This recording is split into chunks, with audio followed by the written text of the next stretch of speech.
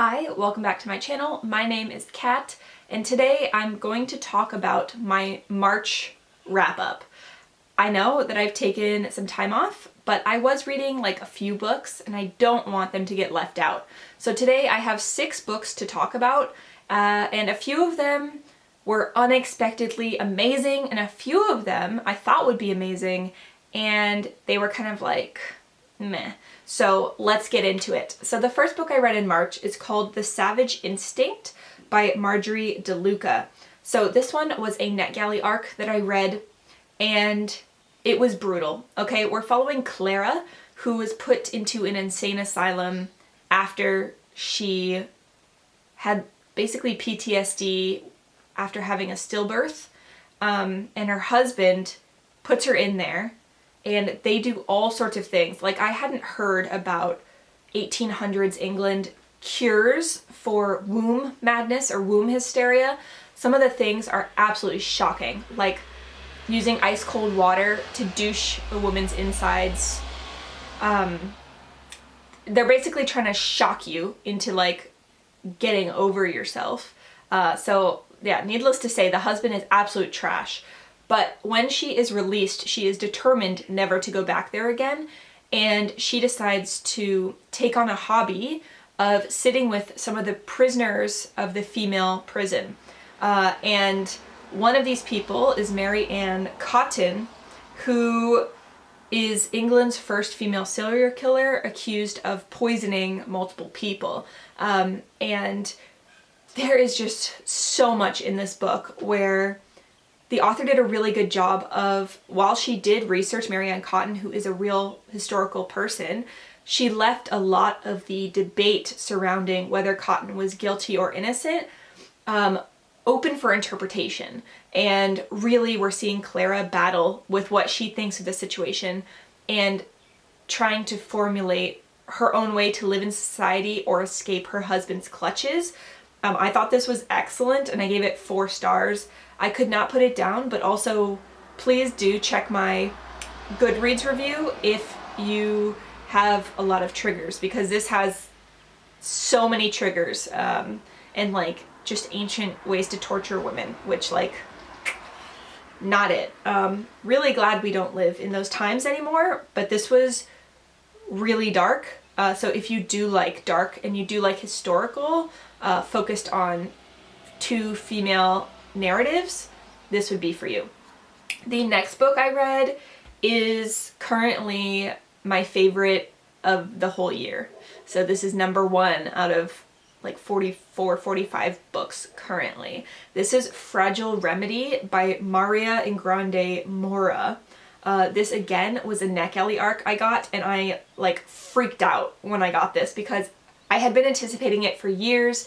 Due to COVID last year, they pushed the release date back, and then when I got it, I was like, oh my god, I cannot believe it. So this is following Nate, who is a gem, a genetically engineered metatissue. Basically, he's created in this kind of utopian city where when other people's bodies break down, he's supposed to be harvested for parts. But he is smuggled out of the city when he is young so that he can live kind of on the outskirts, which is the slums, but at least he isn't being harvested for parts, right? However, kind of an insurance policy the city had was that the gems need a certain medicine in order to not break down. So he has to learn to find his own way and pay for that very expensive medicine, which is obviously illegal in the slums.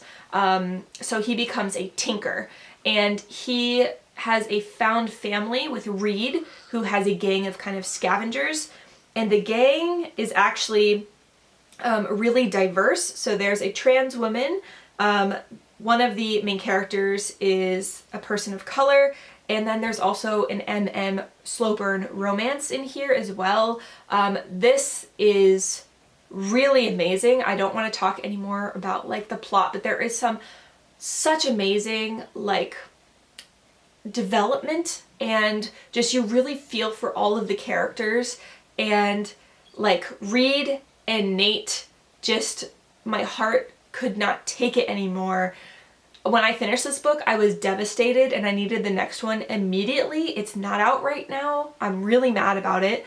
But if you like dystopian novels, if you like queer elements, if you like kind of utopia, dystopia premise, like this would be for you. If you like found family, there is so much in here. The only thing I will say is that this gets unexpectedly very dark, and there are a lot of scenes where drugs and needle use is prevalent.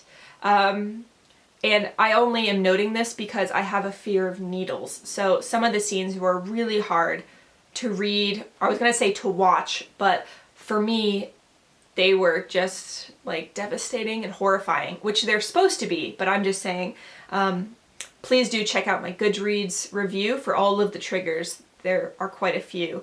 And also this book, just read it. I love this book. It is so, so good, and I will absolutely be reading the next one. I cannot stress highly enough how much I loved it.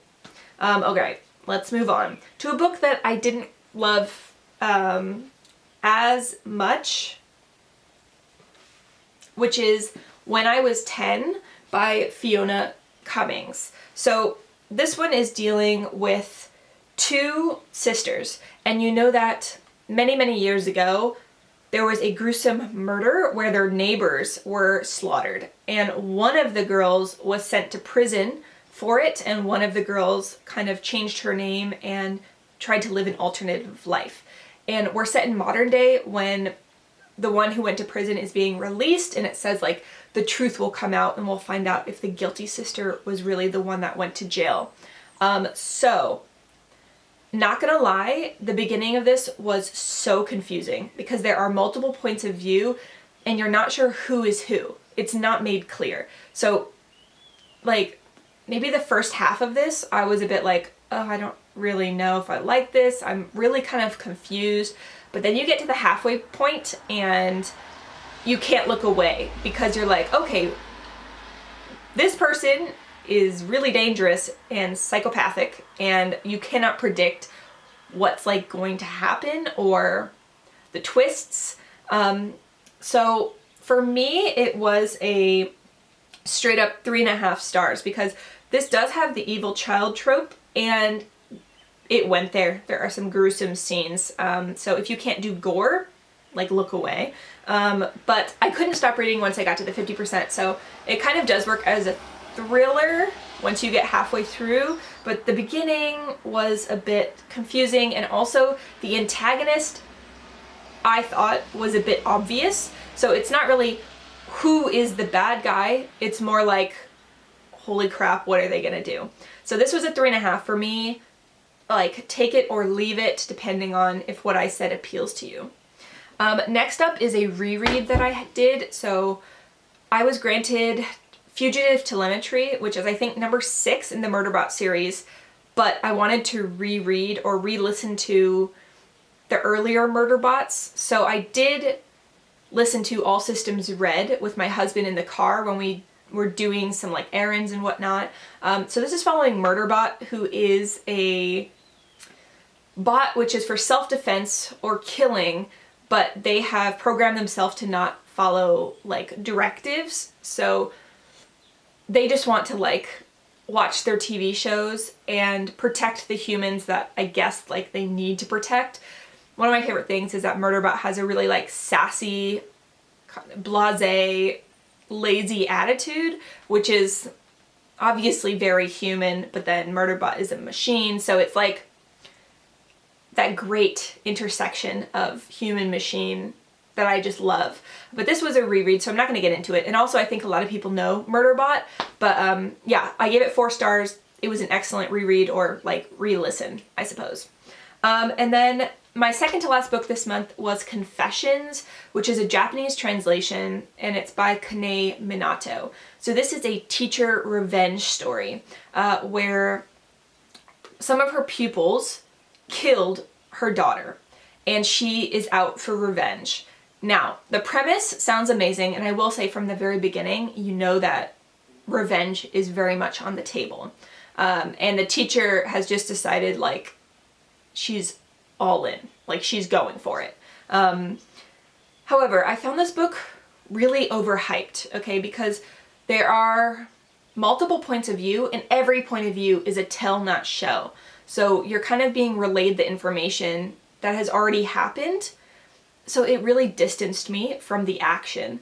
And I thought that a few of the points of views were redundant, and also the points of views are from different people, but they're focusing on the same like shitty 1 or 2 students that are suspected of killing the daughter.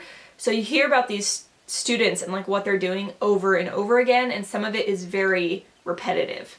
But I will say that if you like a good like comeuppance, like where the people that deserve punishment actually get punished, this book is very good. So I did really like the comeuppance that was doled out to the asshole children in the end. The like teacher definitely went there, and she like gave no fucks about it. However, for me, this is like a 3-star because it's a perfect balance of things that I thought were really strong and things I thought were really weak. So for me personally, it's just a middle of the road thriller, I guess. If you are looking for a Japanese thriller which has a female protagonist, I would recommend Out by Natsuo Kirino over Confessions. And the last book that I want to talk about that I read in March is The Route of Ice and Salt by Jose Luis Zarate. And he is a Mexican writer, and this was translated from the Spanish. This is just such an odd, weird little book, and I'm so glad that I bought it and read it. So we are following the ship Demeter, which is on a journey across the ocean to transfer Transylvanian soil. So as you may guess, if that's pinging anything for you, Transylvanian soil equals Dracula. So this is basically a Dracula origin story. And we're following it from the point of view of the captain, who has a lot of queer, gay longing, where he is visualizing like having sex with and having relations with men in his life, and also the sailors that he is captaining. But a lot of it is like dream imagery, which is overlaid with things that are getting progressively darker on the ship. So for me, I gave this 4 stars. I was very mixed about this because you slip into it and it's such a like gothic atmosphere, and it's the high seas, and there's a lot of queer longing, but oddly there's not a lot of Dracula. There's a lot of rats, okay? There's a lot of rats, but not enough Dracula. I needed more Dracula. So overall, it's like a very weird gem. I'm super glad I read it. I gave it 4 stars. It's definitely sticking with me, which is good. And I do recommend it, but go into it knowing that things are different than maybe they've been blurbed. And another thing I really loved about this is that it has an essay in here by Poppy Z. Bright, who is Billy Martin. Poppy Z. Bright is his pen name, but I love Poppy Z. Bright's horror. So I was like, it's really intriguing to know that this is also beloved by like a horror writer. And Poppy Z. Bright's writing is very the same, like erotic, lyrical, but more dark and gruesome. This I don't think is as dark and gruesome as anything Bright has written. So if you're looking for gore, if you're looking for Dracula fucking shit up, that's not what this is. I mean, Dracula does fuck shit up in here, but it's not like super gory and really dark. But I don't know, it's just this queer, odd gem. Yeah, so do with that what you will. The cover is also stunning, and I do recommend it, and I think I will be recommending it on further like weird books I've read list, because it's definitely weird. So that finishes up the 6 books I read and listened to in March. I am so glad if you stuck around till the end. Thank you so much. I know that March was a while ago, but I don't want to just not tell you about the books I read, because some of them, like Fragile Remedy and Route of Ice and Salt, deserve some attention. Like, I really think that those two are just gems, and you should read them. Okay, I'll see you in another video soon. Lots of love. Bye!